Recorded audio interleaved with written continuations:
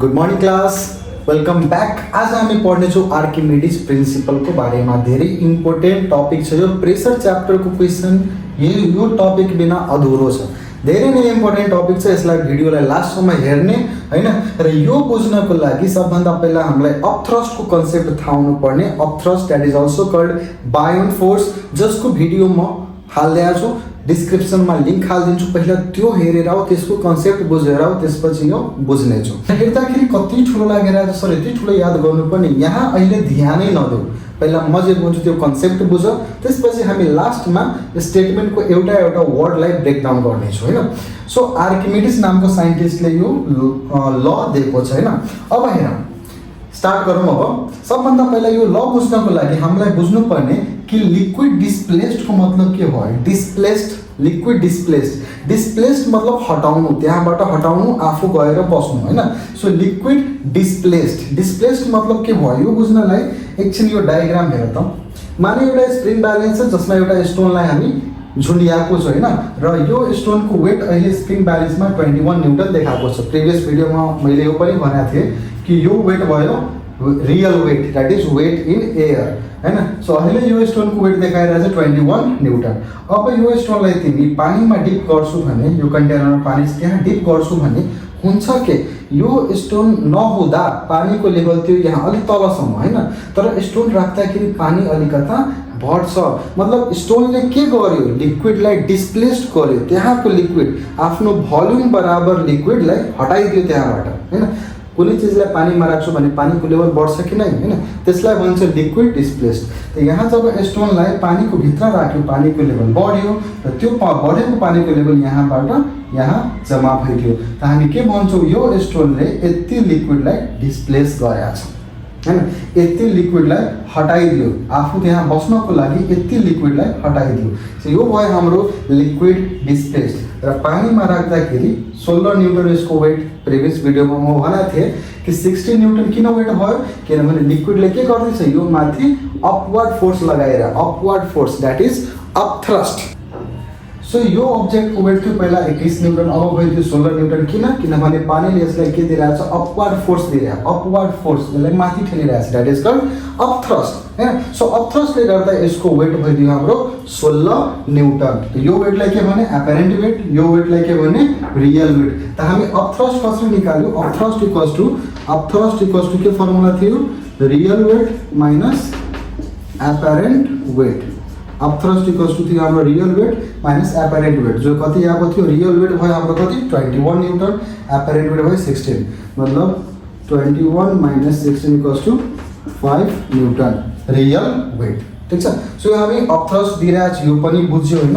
Upthrust निकाल्न पनि सिकाएको छु।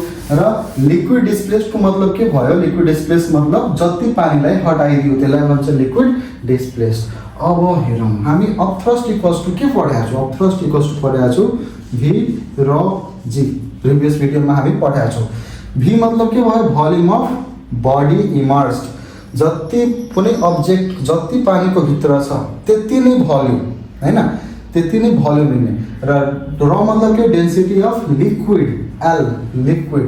र जी मतलब हो एक्सेलरेसन ड्यू टु ग्राभिटी। अब हेर त, मान कि आर्किमिडिजले के भनेको छ, हेर आर्किमिडिजले के भनेको छ कि मान कुनै अब्जेक्ट यति मात्र पानीमा डुबाएको छ, उसको यति भाग मात्र पानीमा छ, मतलब यति भाग पानीभित्र बाँकी बाहिर।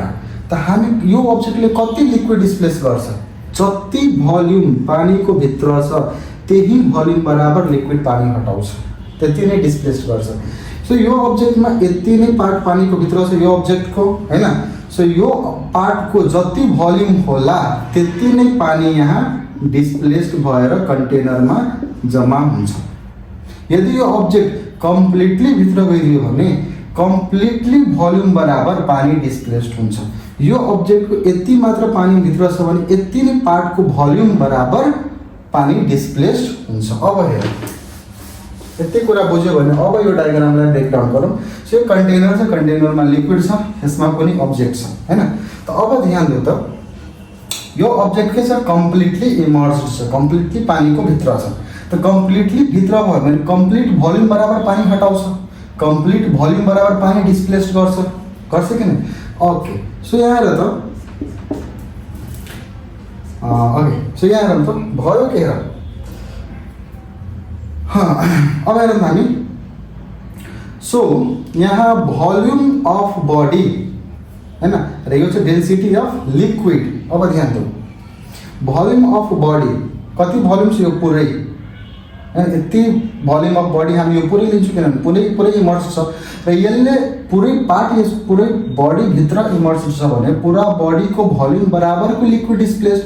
मतलब यहाँ भोल्युम अफ बडी, कस्तो नचलेको आज मार्कर, यहाँ के भयो, volume of body equals to volume of liquid displaced. Volume of body यो पुरै बडी पानीभित्र छ नि त, पुरै बडीको भोल्युम बराबरको पानी डिस्प्लेस्ड गर्छ त हामी के भन्छौँ, volume of body equals to volume of liquid displaced. त भोल्युम अफ बडीको ठाउँमा के लेख्ने, volume of liquid displaced into density of liquid into जी को जी। ठिक छ, ओके। अब हामीलाई के थाहा छ, डेन्सिटी बराबर हामी के पढाएको छौँ, मास बाई भोल्युम। त मास इक्वल्स टु के भयो, density into volume. Density into भोल्युमको ठाउँमा के लेख्न सकिन्छ, मास। सो यो दुईटैको ठाउँमा हामी के लेख्छौँ, mass of liquid into g. ठिक छ। अब हेर, upthrust equals to mass into m into g. के को फर्मुला छ, वेट बराबर एम इन्टु जी हैन। सो यहाँ हामी के लेख्छौँ, एम इन्टु जी को ठाउँमा के लेख्ने, मास अफ लिक्विड डिस्प्लेस्ड। बस यही छ हाम्रो आर्किमिडीज प्रिन्सिपल। अब यो स्टेटमेन्टलाई ब्रेकडाउन गरौँ। आर्किमिडीज प्रिन्सिपलले के भन्छ कि when an object is immersed, भित्र छ कि त पार्सियली, कि त अलिकता भित्र, कि त कम्प्लिटली मतलब पुरै भित्र लिक्विडमा हैन, इट एक्सपिरियन्स एन अपथ्रस्ट। कुनै अब्जेक्ट पानीमा छ भने त्यो माथि के लाग्दै होला, अपथ्रस्ट, अपथ्रस्ट लाग्दै होला। यो त्यो upthrust which is equals to, त्यो अपथ्रस्ट इक्वल हुन्छ वेट अफ लिक्विड डिस्प्लेस्ड। जति पानी यसले डिस्प्लेस्ड गर्यो त्यो पानीको वेट बराबर अपथ्रस्ट लाग्छ। अब यो डायग्राममा हेर, यो स्टोनको वेट थियो हावामा 21 न्युटन, मतलब यसको रियल वेट भयो 21 न्युटन। यसलाई पानीमा राख्यो, पानीमा राख्दाखेरि यसले अपवर्ड फोर्स पायो, अपथ्रस्ट, जसले गर्दा यसको वेट 16 न्युटन। यो वेटलाई के भन्छ, एपरेन्ट वेट। अब जब यसलाई पानीमा राख्छु त यसले केही पानीलाई त डिस्प्लेस गर्छ, हटाउँछ त्यहाँबाट, जो चाहिँ यो कन्टेनरमा जम्मा भयो। त यो पानीको म यहाँ वेट गरिरहेको छु, यो चाहिँ टप ब्यालेन्स है, टप ब्यालेन्स, जसले यो डिस्प्लेस्ड लिक्विडको पानीको वेट गरिरहेको छ टप ब्यालेन्सले। त यसमा कति अपथ्रस्ट लाग्दैछ, रियल वेट माइनस एपरेन्ट कति आएको थियो हाम्रो 5 न्युटन हैन, 5 न्युटन अपथ्रस्ट लाग्दै थियो हैन। त यो जुन पानीको वेट जुन होला नि, यो पनि 5 न्युटन होला। यो पानीको वेट जे स्प्रिङ ब्यालेन्समा मेजर गर्दा 5 न्युटन नै हुन्छ। यही छ आर्किमिडीज प्रिन्सिपल। फेरि बुझ, जति अपथ्रस्ट लागिरहेछ र जति यसले लिक्विडलाई डिस्प्लेस गर्यो त्यो लिक्विडको वेट र अपथ्रस्ट दुईटै बराबर होला।